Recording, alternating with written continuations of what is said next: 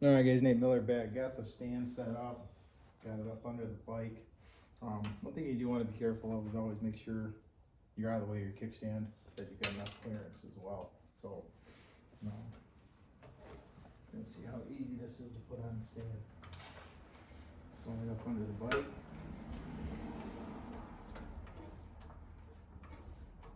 Start giving her a lift.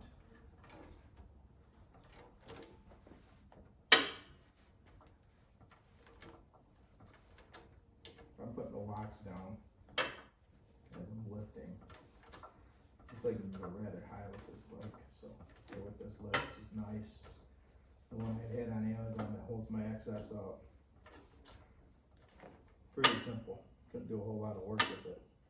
Over for the Harley anyway, couldn't do a whole lot of work with it.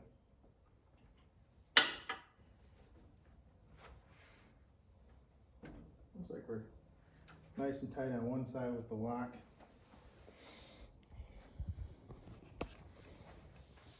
Looks like we're nice and tight on one side with the lock. Fed in there. The other side, however, is a little loose. And that just may be because I don't have the bike perfectly centered. But solid on the stand. Got more than enough room. Got the bike a couple inches off the ground. I may throw a tie down on it or something just to make it a little more sturdy. Got these tie down holders here. Probably throw one up over the frame. Probably throw one up to the handlebars as well, or excuse me, the forks. Because I'm going to be swapping out the handlebars over the winter.